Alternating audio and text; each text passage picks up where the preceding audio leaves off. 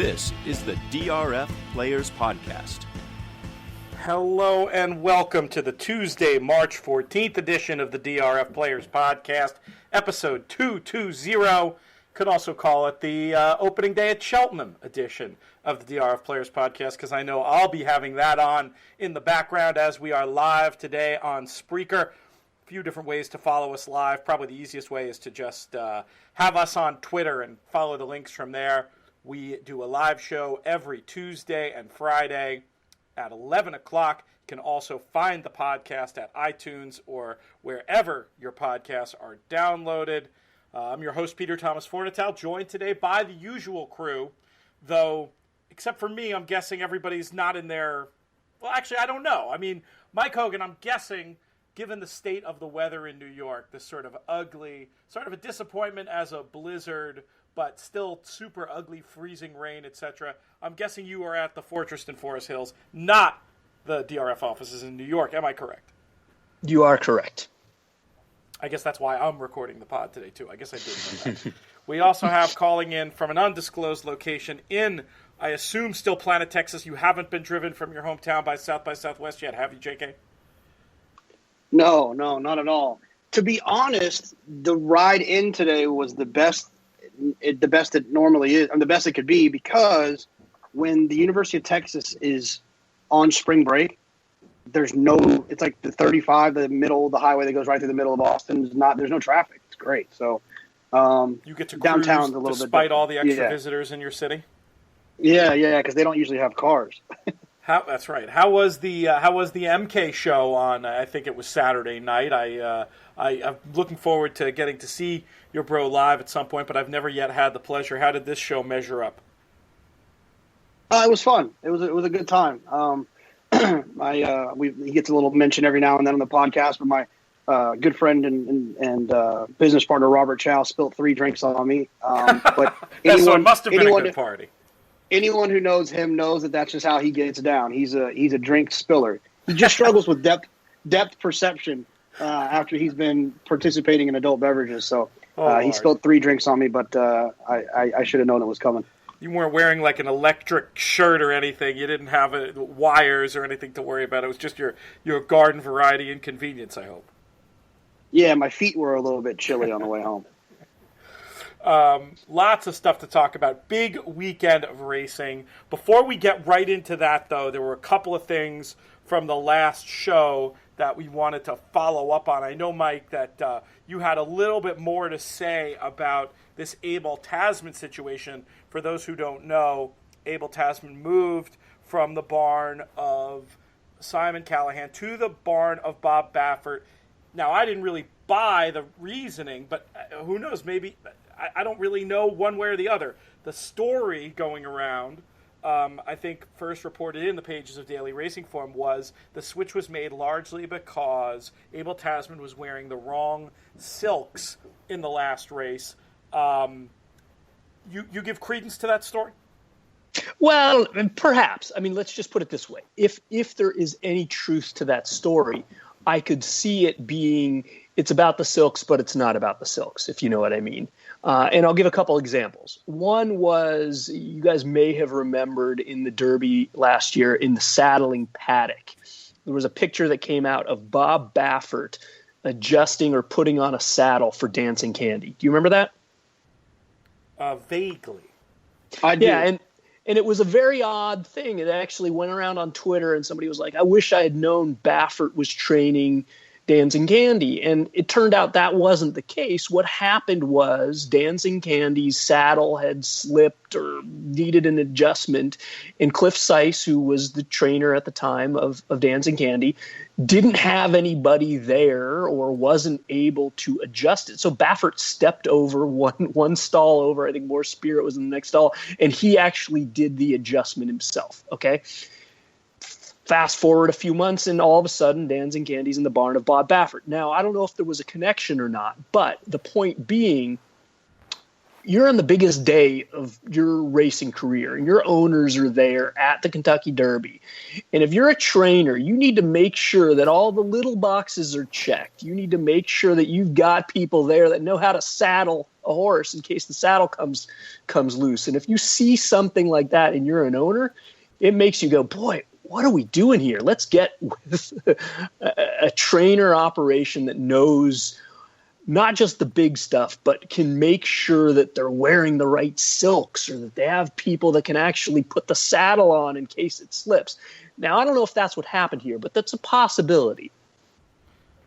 Yeah, I mean, I just have to say, I'm still that doesn't do anything to convince me that that's what was actually going on. It just seems like way too big a decision to make over what, from what I understand, basically amounts to a clerical error. I don't really, I just don't get it. Well, I mean, look, training a horse, especially getting him ready, we'll talk about it a little bit with mastery. Anything can go wrong, and as an owner, you want 100% comfort in whoever it is that's training your horse, not just in the morning, not just the preparation, but all those other details about finding races and spacing works and all of it. All of it matters. And so even one small thing can stand out and make you say, well, I don't know if I feel 100% comfortable here. And as an owner, once you start feeling that way, it's probably hard to get back on the train where you're feeling really good about your owner. And it's probably easier to just make a switch to an owner that you do feel comfortable with. I'll use one other example. This is something I tweeted about. It's maybe like the brown M&Ms in Van Halen. I don't know if you guys know that story, but when I was a kid, I'd heard all these stories about Van Halen into the contract rider. They would not allow brown M&Ms, and if there were brown M&Ms, they had to have a bowl of M&Ms backstage every time they played. And if there were any brown M&Ms, they would refuse to play. And I always thought it was this example of rock star excess, and we can make these demands because we're rock stars, and people have to do what we say. And maybe there was a little bit of that, but supposedly the real reason was Van Halen, at the peak of their career, they had all of these light rigs and huge, just amazing shows that took a lot of time and a lot of heavy equipment to put together. And so they buried this one small, very specific request in the middle of the rider. And if the venue missed it, it made them question all the other things, because if something goes wrong and the light rig falls, it can kill people. So perhaps the silks was about the silks, but it wasn't about the silks. What do you make of this, Jonathan? Does anything Mike's saying change your mind about the situation at all? Oh, no. I mean, I think they moved the horse because they feel like the horse is talented, and they feel like Bob is better. And Bob is better. And but I do agree with what Mike's saying. I mean, I think that, it's just it's an indication of kind of the operation that you have. If you can't get the silks right, are you breezing the horse 5 and you should be breezing him 4? Are you feeding at the right time? Are you doing, if those types of things fall through the cracks, what other things fall through the cracks? All right, fair enough. I mean, I took it as, look, I'm not saying that it's not going to have a good result for them, whatever. I think a lot of people, and I had some people call me out on this I was fairly callous, I guess, in my treatment of the old trainer on the show on Friday, and I did have somebody say to me, look, regardless of what's going to happen next with the horse, I guess it was the Maria Burrell joke I made. Maybe somebody thought it was a bridge too far about complaining about it on Twitter. But the idea, you could have genuine sympathy, because I think this game is in trouble if every trainer just thinks, oh, I'm going to get a better job from a top trainer. I'm going to get a better job from a top trainer. That's part of the reason why racing is in people want to complain about short fields and stake races and horses avoiding each other. These two things go hand in hand. The more you create these sort of uber public stables, I think it's really bad for the game, because I think there's a direct line from that into short fields and non-competitive racing. And so to me, you get somebody, I mean, I'm not going to, based on looking at Abel Tasman's PP and watching her races, I'm just not convinced anybody, to this point anyway, who's going to do a better job with her. So if you're, to my mind, inventing reasons to get rid of a trainer who's done right by you and right by the horse, I mean, that is that is kind of rotten. So I'm, that's where I am. That's where I am. You have one more point, Mike, before we actually talk about some new business?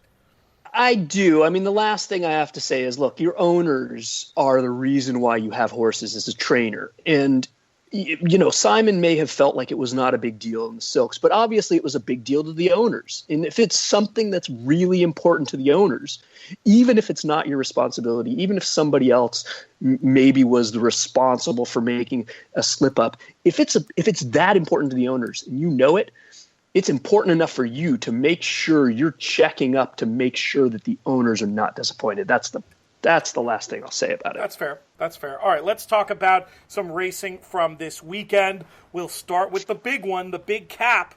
Shaman Ghost posting a buyer speed figure of 108. Mike, what'd you think of the performance? I think it was good, and boy, it just goes to further flatter Arrogate. We've got some good older horses that are seemingly all staying in training, and if they all stay healthy, it should be fun. But he's going to need a big step forward to really compete with Arrogate if he's going to be facing him again anytime in the near future. But that said, Shaman Ghost can win a lot of races against older horses in races that Arrogate's not running. JK, your pick in the race, I believe, was Midnight Storm. On the Craig figures, on the Timeform US figures, actually pace adjusted, earns the same figure as Shaman Ghost. Does that give you any comfort in your original selection? Not really. I don't know. Good for Shaman Ghost. An East Coast horse coming out west and winning a Grade 1 dirt races is always something I think we should pay attention to. I think he's a nice horse, and he showed that in the Pegasus. The problem that I have with the situation is a little bit more. It just reminded me of Banjo. That's what I call Bejarano. That's my nickname for him. Banjo used to do that. That's why he got kicked off of Game On Dude twice. It's because he takes away their biggest weapon and kind of like rates them too much. I just wish he would have opened up a little bit. When I was watching the race and I saw that Shaman Ghost was like a length or two off the lead almost the entire way around, it was obvious to me that was going to happen. And so, like I said, many a times I've never sat on a horse's back other than that time in Puerto Vallarta on the beach, but I just wish he would open up a little bit. You feel like a more aggressive ride might have changed the result there of the big cap?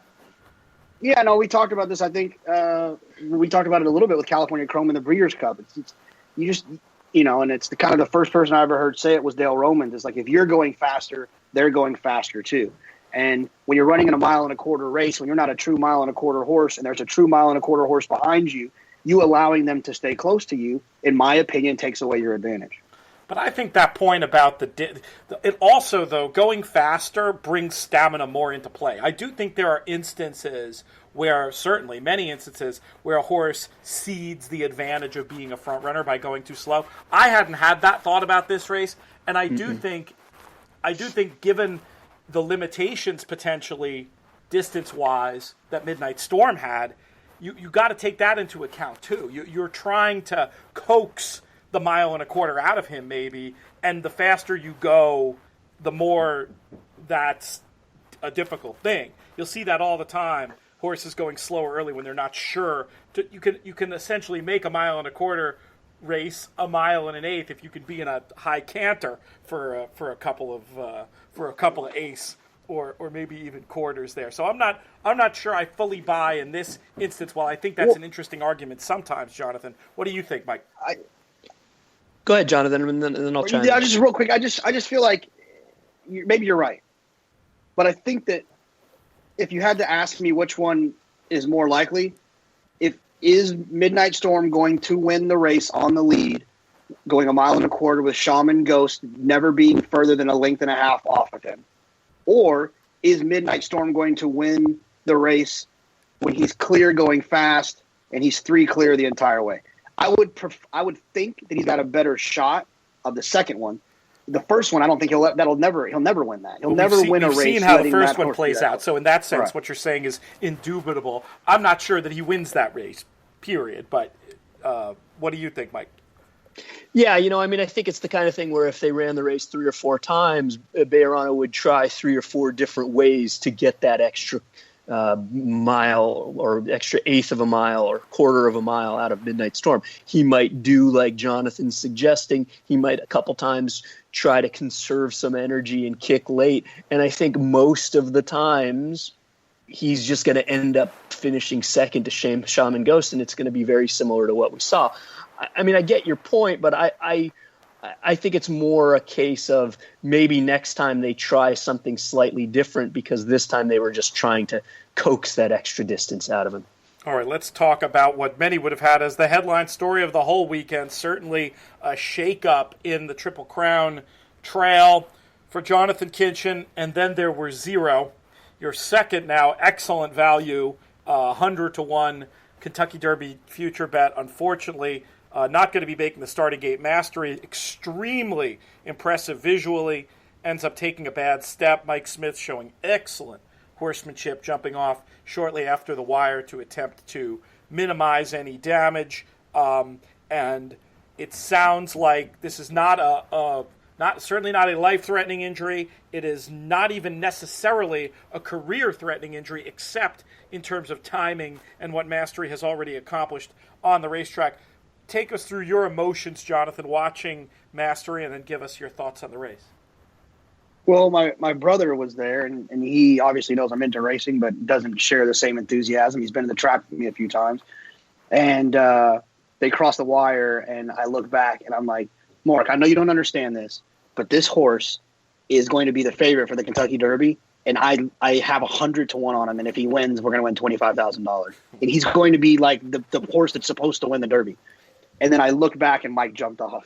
And I was like, oh, geez, I should have knocked on wood or shut my mouth. And at that point, of course, concern shifts to the horse. I mean, you don't know at first what's going on there. Thankfully, not as bad as it looked there for a second when you knew he was going to be vanned off. The early reports were able to make us focus back on the betting side of the equation rather than having to worry about his safety. But, I mean, how good was that? A 105 Beyer speed figure, the first truly fast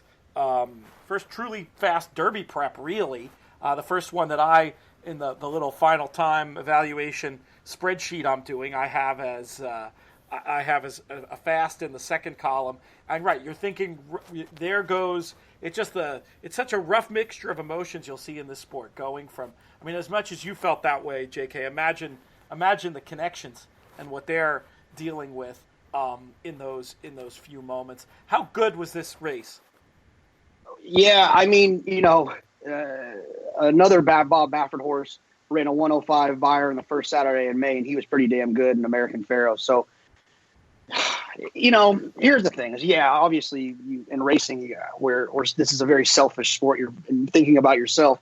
And moments after I got over my own agony of $125, since I shared that bet with a friend, I thought to myself, "You're ridiculous. Imagine how it feels to have owned or trained that horse, and the disappointment that they must be feeling right now." And it's pretty heartbreaking.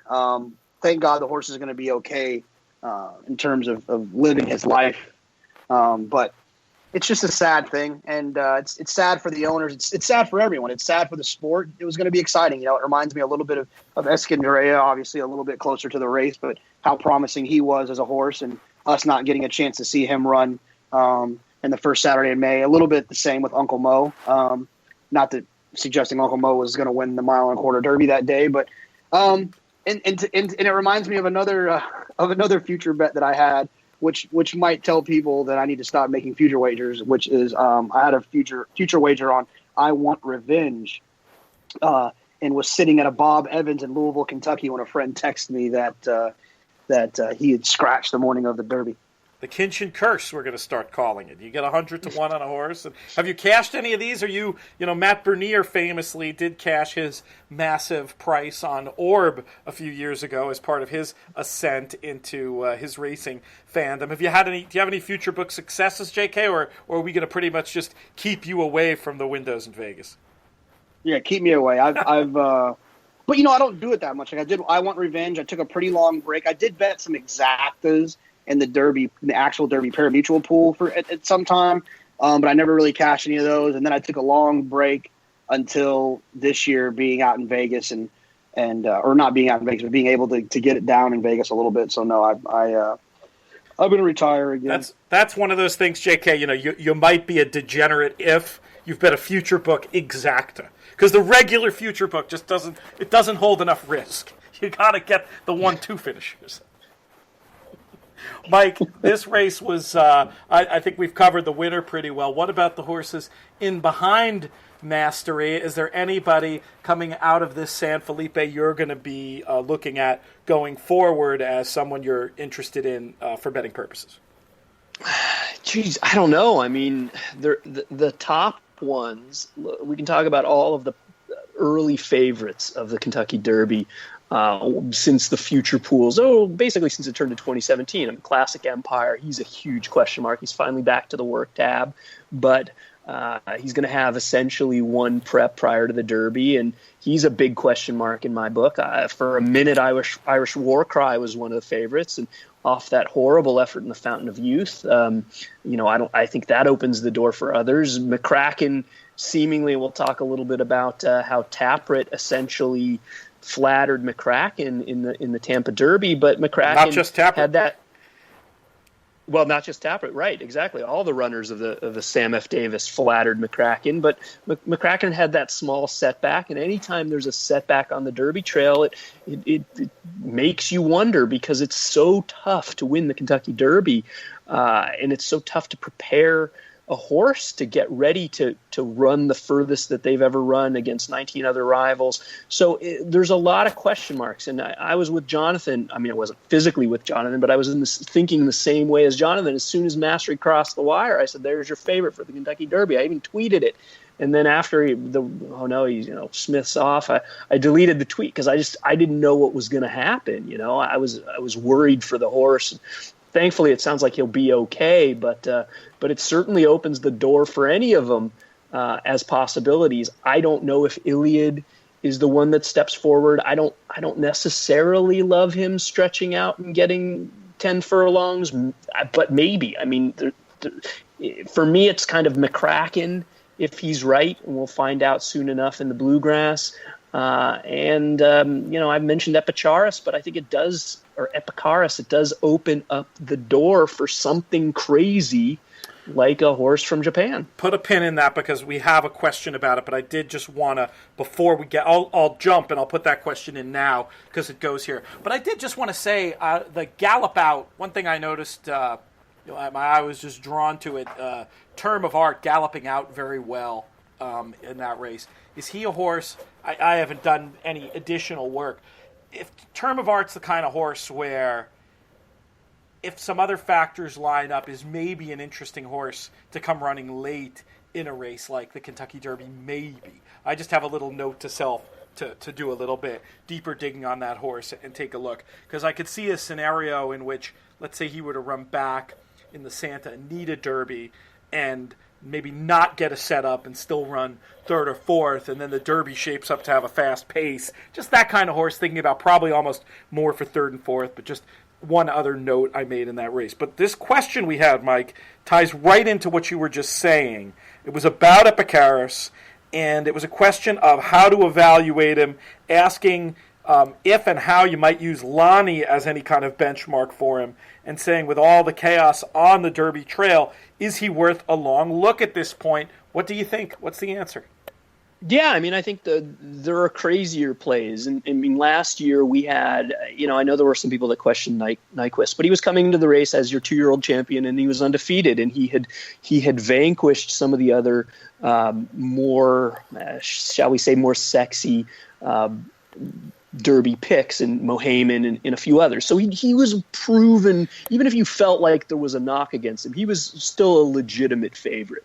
And Lonnie, with his running style, where you knew he was going to be way out of it from his previous races, with his odd training regimen, with a number of the other questions, he just seemed like the gap between Nyquist and Lonnie was pretty big last year. And that said, even it took to the Belmont, but he ended up validating that the form was not horrible. Compare Lonnie to Epicharis, where they were at this time last year. Epicharis finished fifth in the race. Lonnie finished fifth in the race that Epicharis just won recently. Epicharis is taking the same path. He's going to go to the UAE Derby. We'll see how he does there. But if he runs well, and if there are still a lot of questions in the North American runners, I don't see why he's not a player, especially considering his running style tends to be more of an American-type running style. He's a speed horse or a stalker. He's not a deep closer. He's not one that's going to be necessarily up against it from a pace standpoint. Certainly, if you look at the time form figures, Epicharis, as you say, Mike, way ahead of where Lonnie was. JK, you said when this horse came up in an earlier edition of the show that for you it was going to be all about the workout reports once the horse arrives on our shores, as well as how he handles himself in his final prep race. But given the chaos we've seen over the last few weeks in the Derby prep races, can you say, are you more interested in Epicharis now, or are you still sort of in total wait-and-see mode? Yeah, no, I'm in still total wait-and-see mode. It's still such an extreme disadvantage, in my opinion, to come over here and to adjust to our style of racing and all that stuff. I think is just a disadvantage. So no, I'm still wait and see with him. See how he runs in Dubai, and then, like I said, once he gets over here, to see what the workout reports come back on him. But it would have to be a really tricky situation in which I would ever pick that horse on top. While we're talking about 3-year-olds, let's go a little more in depth on the race that Mike was talking about before, the Tampa Bay Derby, a.k.a. the McCraken Form Boost Derby, where, the horses that were 2, 3, 4 behind him came back to run 1, 2, 3. They were led by Taprit, earning a 96 Beyer speed figure. Many, including myself, thought things lined up beautifully for Taprit in this spot, but I have to say, was a little surprised at the exuberance in the betting markets for Taprit. He gets the job done. It looked flashy, prompting some folks on Twitter to start beating the drum of him as an emerging star. But, the figure comes back as a 96. It's slow for this type of race. From my opinion, it makes it a little tricky to get too excited about him going forward, simply because there's obviously a lot of market exuberance for him, and yet he's still got to improve in terms of his final figures to have an impact in a race like the Kentucky Derby. Of course, maybe there's a lot of horses in that position. I don't know. For me, if I'm going to be betting on a horse who doesn't stack up on figures, I want that horse to be a long shot, not looking like Taprit will be anything of the sort. JK, what did you think of the performance on Saturday and the Tampa Bay Derby in general? Well, I think this is one of those situations where moving forward, I never can get enthused about playing a horse like this afterwards. And that situation is that, like, when you look at a race and you're like, okay, Taprit's going to be extremely overbet in this spot off of the last performance and the seeming, whether you agree that it was or wasn't a trip. I was kind of on the, I leaned more that it was a trip. Man. That was a trip the previous race. Right. He struggled to get a run while the other horse was clear on the outside. I give him that. If nothing else, I give him that. That was a tough trip the race before. Right. And so when that happens and you see a horse, you're like, oh, this horse is going to be extremely overbet in this spot. He's probably better than these, but I can't take him at this price. And then that horse wins, then I really, really, really don't want him the next time, because then it's just going to be even more magnified. He was already a shorter price than he should have been against a field that obviously he was better than. I'm not interested in him out of this race. He's one that will have to show up to Churchill and be working a hole in the wind for me to use underneath of tries and supers, but nothing he's done on the racetrack yet makes me say, oh, that's one that I'm definitely going to key or use on top. In the Kentucky Derby, you mean? Right. I'm sure he'll run again, right? I would think. I mean, last year Destin didn't possibly. Yeah. I'm sure he'll run again. Have you heard that's any because plans? Destin's owners were Sheets guys, I think. Have you heard any plans, Mike, for Taprit? And what did you think? You talked a little bit about your thoughts about this race before, but anything further to add? Well, I have heard, I believe, we haven't mentioned Jay Privman on the show yet, so maybe we can fix that. I think Jay wrote an article after the race, I'm trying to pull it up right now, saying that Baffert may run Taprit once, likely in the Florida Derby. before the Kentucky Derby. I don't think it's a definite, but he said he came out of the race in good order, and another start is possible. So we'll see. I'm kind of with Jonathan on this. I don't think the winner was in Florida Derby. I think it really just did make McCraken's absence that more of a big shadow hanging over the race, in my opinion. That's a great point, and something, I'm talking about it like there isn't a clear favorite, or it's so confusing. Right now, McCraken just looks awesome. I mean, that's he does. Yeah. That's the only real knock is that question. Supposedly he only missed a few days of training, and Wilkes came out and said, well, we could have gone into the Tampa Derby. It wasn't so bad, but since he's got the points, there's no need to rush it, and he got enough out of the earlier race. I think it was just erring on the side of caution, which I absolutely applaud, but I never expected him to see him in there. Like, I'm not saying that it wasn't a legit setback and they didn't really want to go in there, but I was sort of all along, we had that discussion on the pod about street sense and what his PP looked like heading into Louisville, and I was really wanting the exact same thing from McCraken, and that having that start before the Derby in the Bluegrass, that's what I was always anticipating. So I get what you mean. A lot of times, if there's a deviation from the plan, I will sometimes see that as a negative, more probably than most horse players. But for me, it's sort of shaping up exactly how I want to see it shaping up for him. Right. JK, where are you with McCraken? Are you, if you were to give, I guess you'd almost, I don't know, if you had to make a pick today, just a pick, no odds, just pick the most likely winner of the Derby, are you happy going McCraken at this point?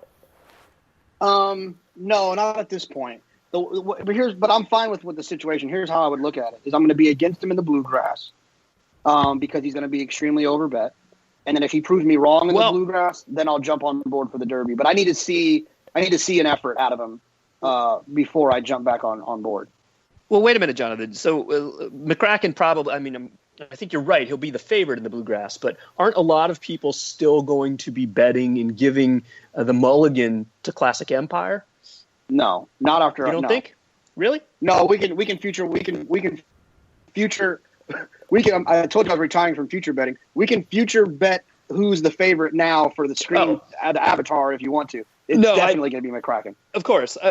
I'm just saying, all things being equal, won't Classic Empire take a bit of money to the point where McCraken is not necessarily going to be odds on? Yeah, he probably won't be odds on, but he'll be shorter than I would like for him to be off of a horse who's missing works, the same as Classic Empire. That's why there was going to be so much value in that race. Is those two horses are going to be so overbet off of situations in which you don't want to bet horses on a Triple Crown Trail. There's going to be a horse like J Boy's Echo who's going to come off of off of the Greatest Stakes win in the Gotham, who's going to be, 7-1 in a spot with those two horses. Did you have I tweeted out. Well, I don't know if you saw. I've been tweeting it the last few weeks, kind of almost as like a little joke about making Derby contender lists at this point in the year. I've done it a few times, and the one I did yesterday was my current Derby top 10. Number 1, whoever Bob Baffert sends to Oaklawn. Number 2, McCraken. Number 3, the Japanese horse. Number 4 through 10, Pick'em. And it was a variation similarly in the previous weeks. But I'm still kind of on that. I want to see what happens at Oaklawn in the Rebel before I make my decision about whether it's McCraken or whether it's, could be American Anthem. Could be even another from Oaklawn. I think that's going to be an interesting race, and that's always proven, at least in recent years, to have some strong contenders in it. American Anthem was the one who tangled with Gormley, right? Yes. Does that lack of form boost concern you, Mike? No. Jonathan? No. I actually responded to a podcast friend and occasional guest, Marcus Hirsch, who said that he suggested that Gormley's performance kind of makes you think twice. I don't want to paraphrase, but essentially it was a negative towards American Anthem. And my answer was that race took place on a wet track with, which I think most people will remember, Paul Matisse talking about the advantage of being on the outside in a slow-paced race. That's a perfect example of that. Gormley was on the outside while American Anthem was on the inside. So I can care less what Gormley does moving forward from that race. I'll give American Anthem another shot. It doesn't make me feel good. I'm not saying it's like the death knell for the horse's betting chances, but it doesn't. I think I'm taking it a little more seriously than you two guys, but not, again, not to an extreme point, but it's a negative data point for me. I'll say that much. Here's why it doesn't matter to me. This was a horse who was making his first start against winners, his first start going 2 turns. He dueled against a horse that was already a graded stakes winner. He lost the lead and rallied back along the inside, which, as Jonathan has mentioned and Paul mentioned, that is those outside horses, when they sweep past, you almost never see the inside re-rally unless there's something weird going on with the track, which for all instances or all indications, I don't think that was the case there. It just showed that this was a weird racetrack, honestly. Maybe. But I'm not saying it was or it wasn't, but it was remember that was it was a really strange day. But yeah, it was. I'm just saying of those trips and of that race, I mean, regardless of the other factors, which is a horse making his second career start and his first time routing, his first against winners, even if you put that aside, I want American Anthem out of that race. And yeah, if Gormley had run really well, then it sure does boost him, but it doesn't take away, in my opinion. I had already wanted American Anthem anyway. All right, well, lots going to be shaking out. When is the Rebel? Is it this weekend? It's got to be soon, or is it next right? weekend? Because, I think it's this weekend. The Arkansas Derby. No, I'm pretty sure it's this weekend. Yeah. I think we just had one of those classic this weekend, next weekend mix-ups. It's the next Saturday that happens is the race. I'm pretty sure. Yes, this weekend is the Rebel. Next weekend is the UAE Derby, and then we get into the Bluegrass and all that sort of stuff. I'm excited about my debut at the Arkansas Derby. My trip is shaping up nicely. A lot of friends have reached out, are going to be around, so should be a really good time. And obviously the Rebel will offer some major clues to what's happening there. Let's talk about a couple other races from the weekend, guys. Starting with the Triple Bend. Gee, I guess it's a good thing that first level allowance didn't go for Denman's Call, huh, Jonathan? Wow. Yeah. Well, what I was thinking is Dortmund would have won that race for fun if he would have ran in that one instead of the turf try that I was questioning prior to the race. Yes, that's not a red board. You did say he's very funny and astute comment. 0 for 1 in picking spots for Dortmund. I think that's a reasonable assumption. Do you agree with it, Mike, that Dortmund wins the Triple Bend if he's entered there? I guess so. I mean, we'll see. He hasn't won. Don't humor us, Mike. That's much more fun if you argue. I mean, it's not as if Masochistic or Denman's Call didn't show up. They both ran the race. Denman's Call ran the best race of his career, and maybe this is just as a 4-year-old now, a horse who's kind of coming into his own. So I don't know. I get the point. I understand. All things being equal in terms of the back class, Dortmund is probably better than all of them. But I want Dortmund to prove it to me before I'm taking him as a winner of any race going forward on dirt, 2 turns, 1 turn. He's never lost going 1 turn. Well, how many times has he gone 1 turn, and how long has it been? Twice, but I'm just saying I've always I wanted to bet him against Run Happy when they were going to run in the Malibu so badly, and then he scratched. I just think he's going to excel at 1 turn as a big horse. I think that if they can get him going in the right direction, he'll win the Met Mile if they can just get him going in the right direction. Well, I think that's the point. That's the key point. If they can just get him going in the right direction and just he's the kind of horse by name, by previous accomplishments, he's going to take much more money than he probably should in whatever spot he's in. I mean, Saturday's race on the turf showed it. Wasn't he the favorite for a little while? I didn't notice that. Winning buyer speed figure for Denman's Call was a 104. Right, it's not like Denman. The way JK and I are talking, it's as if Dortmund routinely runs 110s. It's not like he had to run a 104. Should he have run in that spot? My gut just tells me hindsight 2020, I guess. But it'll be interesting to see what happens with that horse next. Has there been anything officially reported on it, Mike, that you've seen? Not that I've seen, but I got to imagine they're just excited about him as a potential sprint candidate out on the West Coast now. And there's a lot of options for a horse like that, especially since Dreyfong's going over to Dubai, and there's some other of the good sprinters are going overseas. There's got to be a few opportunities for him. Bala Bali wins the Kilrow with a 102 figure. The old master Mandela getting the job done. What were your thoughts on that race, Jonathan? For people that follow the workout reports in California, you probably feel the same way that I feel, is that like Bala Bali was for a long time, he was always getting unbelievable workouts. Just like that he was like the next coming, and then he would always just kind of underperform. So maybe whatever the situation was, they got it straightened out, and good for them. That's always fun to see Calumet with a good horse, and I didn't really realize it was fun to see that until I got a chance to kind of check Calumet out, and then I started reading that book that we talked about, that book Wild Ride. Yeah, I started reading it. So, and I actually started reading it like right before that, the day before that race. So it was kind of exciting to see Calumet with a win. Are you digging it so far? Tell people a little bit about the book. Yeah, it's just it's a story essentially about how Calumet was pretty much the premier, owner operator breeder in Lexington, Kentucky for the longest time, and how they just were just a huge part of the economic situation there, and how one guy kind of did some shady business and kind of started to fall apart. And the biggest piece of the puzzle is how and why and if Aladar was killed accidentally, or if it was somewhat intentional for insurance purposes. And so that's kind of what the main idea that I've gotten from the story is, at least so far. It's a murder mystery. Do you have the author's name in front of you? Do you have the book in front of you? I feel like she deserves some credit. I do. Let me see. Anne Hagedorn, right? I think it just Anne Hagedorn Auerbach. Yes. Yeah. That sounds right.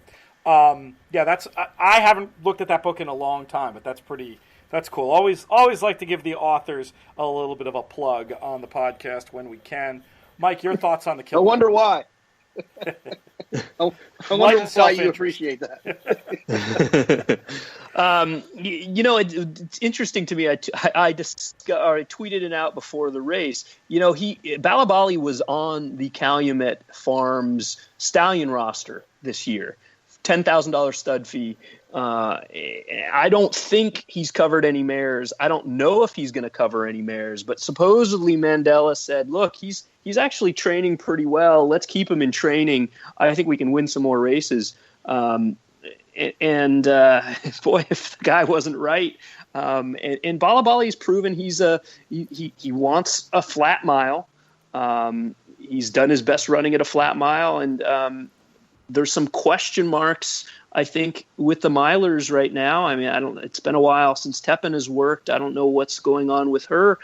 Maybe the door opens for a nice older horse like Balabali to stay in training one more year and win a lot of races at the mile distance. The stud fee certainly went up. I would have to surmise based on that. Absolutely, it's one of those trainers, and there's a few of them out there, but one of those trainers, especially on turf, but almost anywhere, where I'm just happy to sort of respect the master and use the horse whenever I can. Definitely one of the guys I really like, who clearly does right by his horses, and always good to see him in a big Grade 1 winner's circle photo. Let's move to the Honeybee. Mike, you mentioned that this was one of the races you were interested in watching over the weekend. What are your thoughts coming out of it? Oh boy, I was.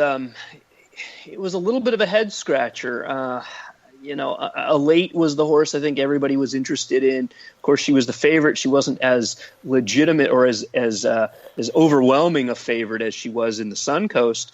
But she was a clear favorite, and I guess she ran on well. She lagged way behind early. Maybe it took a little while to get her in gear, but I don't know if any of the if the Kentucky Oaks winner is coming out of that race, the winner was It 'Tis Well. She certainly did very little other than flattering Unique Bella. And I think the angle of horses moving away from Southern California to win graded stakes races when you've got a horse like Unique Bella there, I think that we're going to see that quite a bit this year. But it was a good race. I think those are probably the two I would be most interested in. But it's going to take an issue, I think, for Unique Bella for any of them to win the Oaks. What do you think in terms of what happened to Elate on the day, JK? Yeah, I mean, she had a tough trip. I mean, I thought I played her in tournaments because I thought she was going to get such a big setup and I was going to give her another shot. There was just so many horses that wanted to be forwardly placed.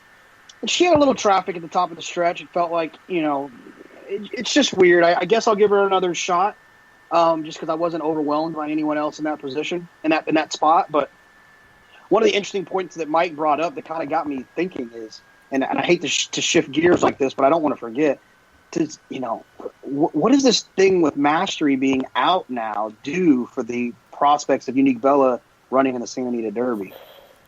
You would think it would enhance them. I mean, if they're interested, right? Yeah, sure. I guess. I mean, it again goes back to why the connections were not considering the Derby Trail. Is it because they were worried about some other horse, or is it because they were focused more on what they wanted to do with their horse? I don't know. Well, let's finish up with the Honeybee. I agree about the trip on Elate. I thought that was an excuse that I would give another try. Problem with that race, though, and I think this leads into what Mike was saying about it, 87 Beyer speed figure, not exactly times that are going to make Unique Bella quake in her stall. So you do have that. On the downside. I mean, and the thing with Elate, I guess it was a trip, but the problem was she was lagging so far behind. She didn't break. And then it took a little while for her to get into stride, and I don't know, these deep closers. Maybe you forgive that race and say, okay, look, if she breaks more sharply, she's probably better than that. But this is a horse that's now been beaten and well beaten at short prices going forward. So for me, it just kind of comes down to a price question. If you're able to get a price on her, sure, she's got talent, but so far she's been quite a bit over bet. Yeah, the Royal maybe Delta, later. Maybe Oaks Day when it falls apart in front of her, going a mile and an 8. I could get a little bit more interested. She was running on late, so. Yeah, the Royal Delta comparisons have proved to be a little optimistic, let's say. But yes. There's definitely some talent there, and a horse who's not off my. Certainly a horse I'm interested to see what she does next. The last specific race we wanted to talk about was the Florida Oaks. JK, you nominated this one for our little rundown. What did you have to say about it? Well, I just thought it was interesting. I think that it was a little unfortunate. I thought that La Cornell was going to be short. She was obviously working at the farm. Short priced or short of fitness? Short in terms of fitness. I don't think the Florida Oaks was the goal with her. Like we've talked so many times about some of the Mark Casse runners, including and famously including Tepin. It just felt like that was the kind of the comeback race. She had been at the farm and not down at Palm Meadows with the rest of the Casse contingency, and so I just felt like she was going to be a little bit short. I think Florent probably moved a tad early in that situation and made it a little bit more of a challenge for her. But I was hopeful that Compelled was going to get up, and if not Compelled, the Daddy horse, the Kenny McPeak, the 4 horse, was going to take to the turf. And Daddy's Little Darling, is that? Daddy's Little Darling, yeah. And then the winner, obviously with a good setup, 55 came and picked up the pieces. Yeah. So the winner certainly had the best run with the runaway horse in there. And then you had Compelled making an early move, La Coronel making an early move. 55 was a horse I liked a lot in the race for under. Didn't quite expect that pace scenario to play out. Could have used it a little bit better if Compelled had been the one to get to the front and 55 was the hard-charging second. Did you have any thoughts on this race, Mike? I'll just mention something about 55, and we've mentioned this on webinars. We've mentioned this, of course, on the podcast, that Buff Bradley angle with the Visadero. 55 is a horse who ran quite well in her first start. I believe she broke her maiden in her second start. And Tommy Bush almost never wins. He's something like 1 for 100 in the last 5 years with first-time starters. He's a give him a race guy for sure. Yeah, exactly. When I saw 55, I mean, she's by Get Stormy, right? Who was probably Tom Bush's last really good turf horse. I think it took 4 starts for Get Stormy to break his maiden. 55 broke her maiden in her second start. When I see horses like that for Tom Bush who show so much talent early in their career, I take notice because I think they might be good. And so far it seems like he's got a good one in 55. Quick little bit of tournament talk. Mike posted a funny picture on the weekend after Jonathon had played Stanford in all 3 of his. It was the first race of a 12-race all-mandatory contest, and he took the 1-2 shot in the first leg on all 3 entries. And I was talking about confusing some out there in the Twitterverse. I was talking about what a brilliant move I thought this was. Simply because points that you get, the contest isn't real life. It's not like making a huge bet at 1-2 on a horse. When you're doing it in a contest with the limited amount of opportunities there are to score points, when you can get points that nobody else has, those points are worth more. Now, I was hoping I could use Jonathon as a poster boy for this, but instead, Bassam Stefan stepped up on DRF tournaments to be the poster boy, because he too used Stanford in the contest that he was playing in to win a seat into the win contest in August. And in the end, the 520 he got in the first race on Stanford was the difference between him winning $3,000 and winning 0. So I thought that illustrated my point pretty well. JK, obviously you're a fan of that strategy. How do you deal with it when you take a short price in a contest like that and the horse doesn't win? Is it just demoralizing to you? Yeah, it's tough because if you use a 1-2 shot on everything, a lot more guys don't use the 1-2 and use other horses that don't have chances.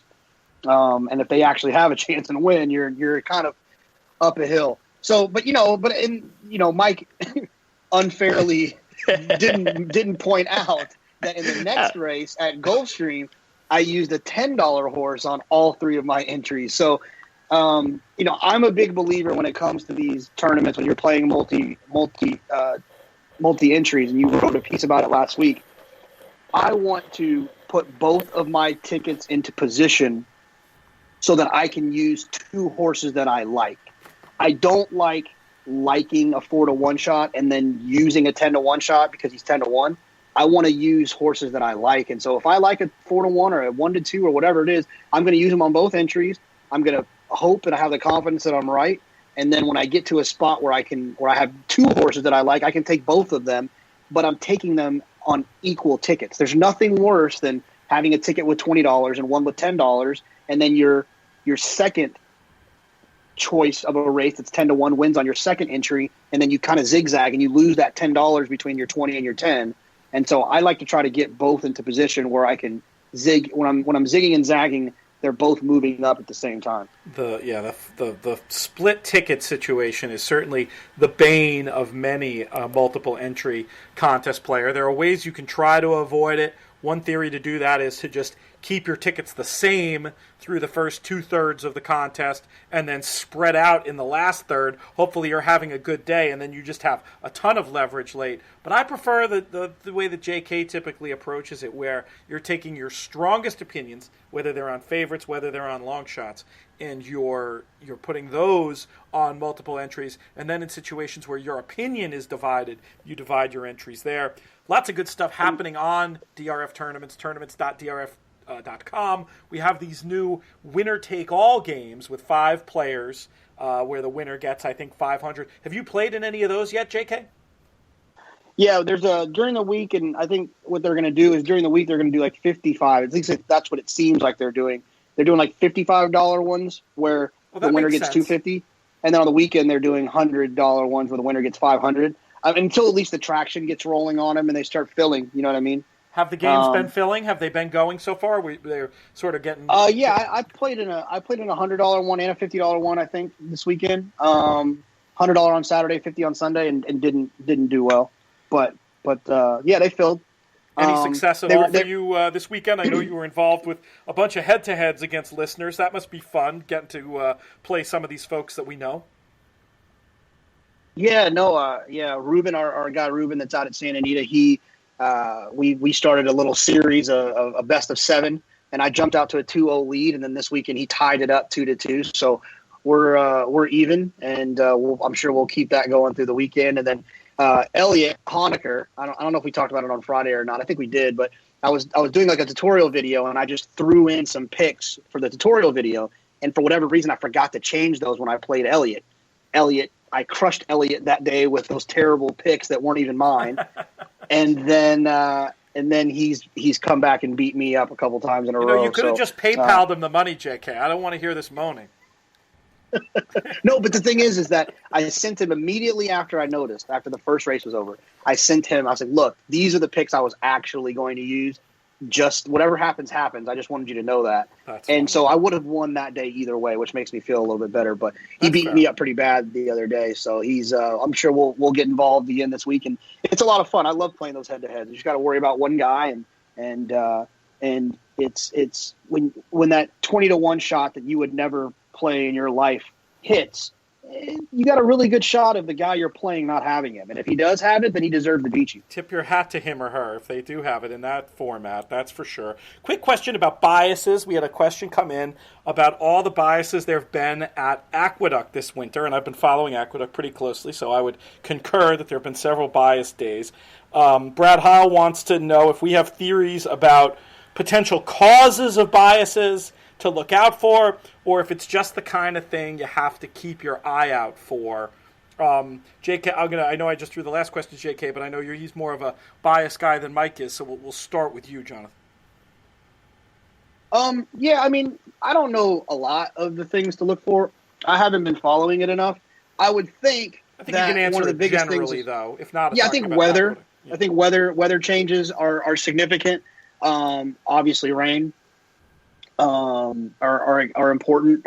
So I would think that those are the main things. It's kind of a weather change. When it rains, there's a lot of movement in the surface with drainage and things like that. And so one part of the track can end up being deeper or not. So that's kind of how I would look at it. It would be the weather. Here's what I'd like to see, because more than usual, we've seen days at Aqueduct this winter where the bias seems to change partway through the day, and I'm assuming that there's some track maintenance stuff going on.